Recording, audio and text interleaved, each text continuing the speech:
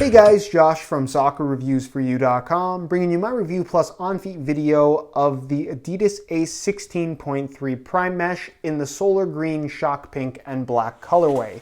Now inside the box, all you get are the shoes themselves. They do not come with any extras. So let me get these guys out of the box really quickly, and we'll take a closer look at what is the third takedown models of the quote-unquote mid-cut shoes from Adidas. So I guess at the top you'd have the laceless Pure Control as well as the Ace 16.1 Prime Knit. Below that you'd have the Ace 16.2 Prime Mesh, which retails for $130. And then below that you have these guys right here, the Ace 16.3 Prime Mesh, which retails for $80 US. Relatively inexpensive, but not as cheap as some takedown models come. So at $80, basically we're going to go over whether or not this is worth the money, because that's really what it comes down to with any kind of takedown model. Is the quality justifying the price tag? So if you want to learn more about this shoe, please stick around and watch the entire video. We're going to go over tech specs, how these things fit and feel on feet, the weight, as well as the general aesthetics of this shoe. So if you are interested in a pair by chance, be sure to check out the review page on my website. That'll be the very first link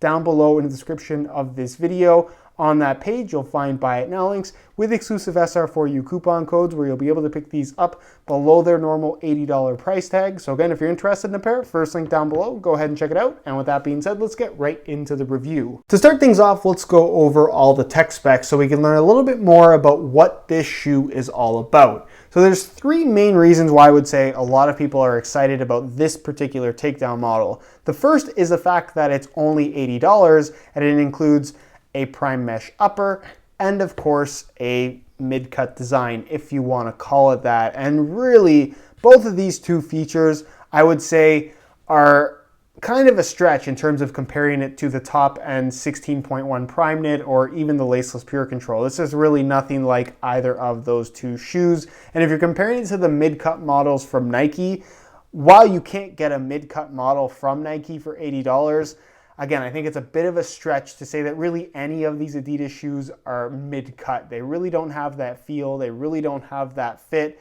And again, if it weren't for Nike coming out with what is called a mid-cut shoe or what looks to be a mid-cut shoe, you wouldn't really be calling these mids anyways. It's almost just a little extension piece on what is a pretty standard design for a cut in the heel. So enough about that. Let's talk about the upper. So obviously it does have Prime Mesh in the name, which sounds like Prime Knit, but isn't exactly the same thing. Prime Knit is a knitted base for the upper, and it really does have that premium kind of sock-like sensation. It allows them to change the density of the knitted pattern within the actual upper, depending on where more support is needed, where more flexibility is needed, so on and so forth. With Prime Mesh, I guess it's kind of a similar system in that it is a kind of knitted or mesh base in this particular situation at the core of the upper, which you can see here. And that's basically what it is. It's a mesh-based synthetic with a polyurethane coat on top that's basically just fused there as kind of a protective layer, as well as what's going to provide a little bit of extra kind of grip on the ball.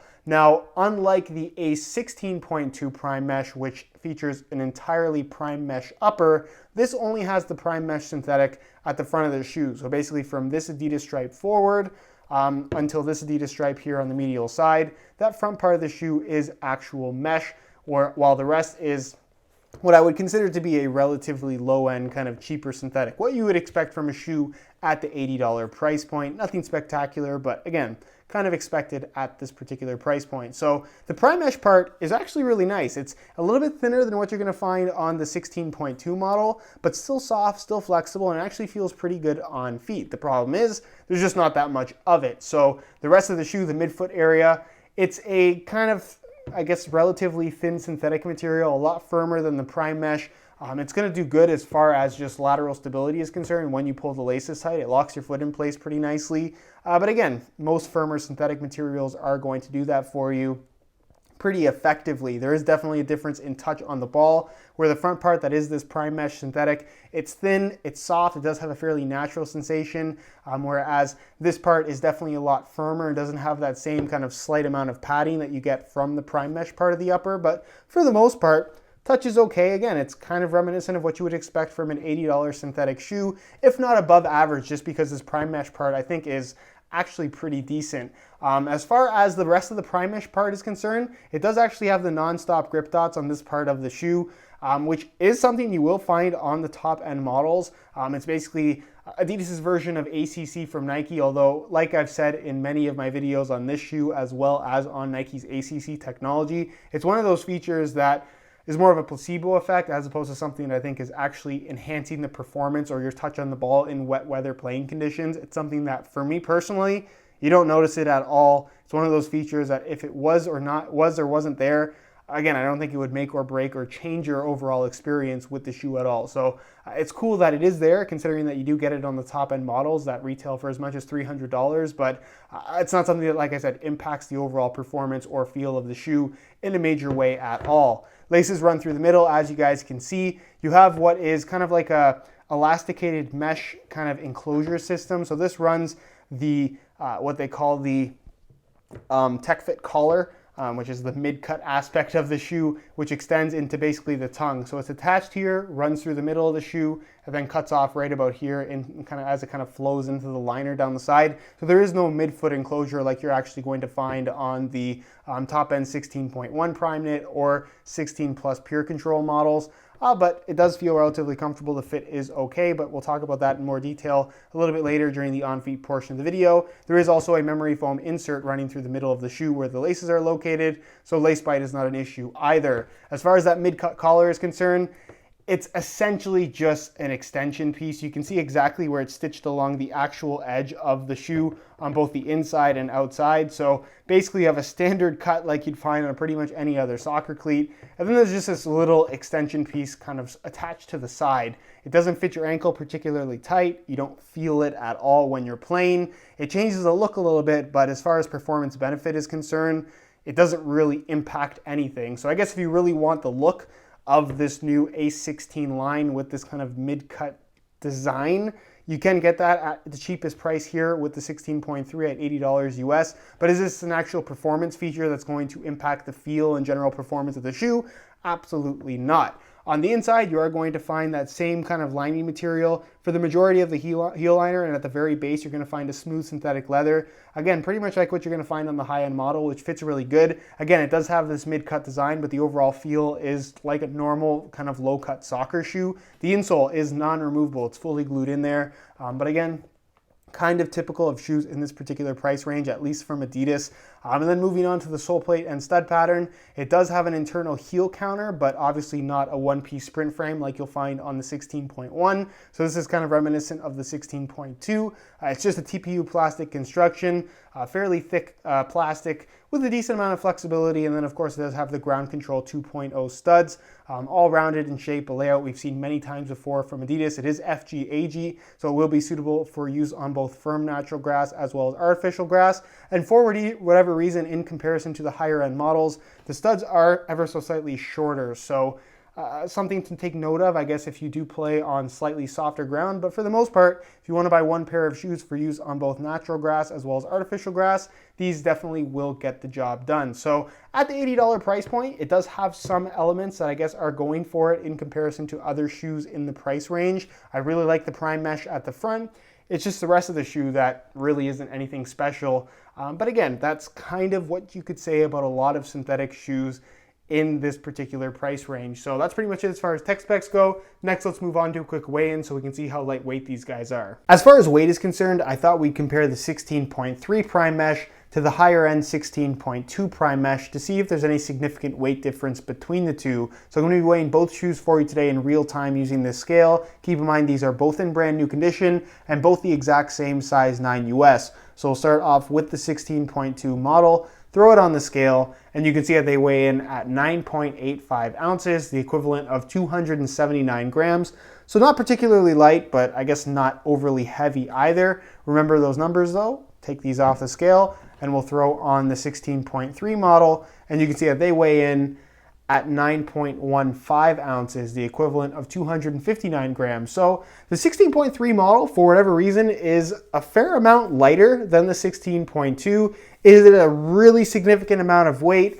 Yes and no. I would say they're a little bit lighter both in hand as well as on feet, but for the most part, they both weigh significantly more than their higher end kind of counterparts, if you will. So the Ace line, it's relatively light on the higher end side of things, but when you get into the takedown models, you're in the 9 to 10 ounce range, which again, isn't heavy, but isn't super lightweight either. But again, kind of expected from takedown models from Adidas. They never tend to be quite as light as what you get on the higher end side of things. Aesthetically, the 16.3, especially from a distance, looks almost identical to the 16.2. It's not until you get up close that there are some definite kind of cheaper looking elements to this shoe, mainly the sole plate that doesn't have the extra color in the overall design. And it just looks cheaper in general. Obviously, the synthetic materials are not as premium as what you're going to find on the high-end shoes. The PrimeMesh at the front actually looks pretty good, but like I said, everything else definitely doesn't come across as particularly high-end or expensive in terms of visuals. I don't love the look of this prime cut collar, or what's technically a tech fit collar on the lower end models, just because it looks like an extension piece, almost like an afterthought. Unlike the Prime Knit model where it kind of flows, or at least looks like it's part of the shoe or supposed to be there, this almost looks like an afterthought to me. But again, everyone has their own opinion. Some people like how they look, some people don't like how they look. I'm just not a huge fan of the kind of change up in material here with this extension piece. It just, something looks off about it to me. So that's pretty much it as far as aesthetics go. This, of course, is the launch colorway. It's bright solar green with the shock pink and black accents. Again, I'm not a crazy fan. I'm not a big fan of the actual color combo, but a lot of people seem to like it. So again, everyone has their own personal preferences when it comes to actual colors, but aesthetically and just in terms of the overall design, I don't think they look bad. I don't think they look amazing. It's just one of those shoes that I think looks like an $80 shoe. So let me know your opinions on it down below in the comment section. Do you like how these look? Why or why not? And with that being said, let's move on to the on-feet portion of the video so we can get a better idea as to how these shoes fit and of course what the sizing is like. All right, so here is a look at the Ace 16.3 PrimeMesh on feet. On my left foot, I have the stock green laces that come with the shoes. And on my right foot, I have a pair of pink with black dots premium SR4U replacement laces.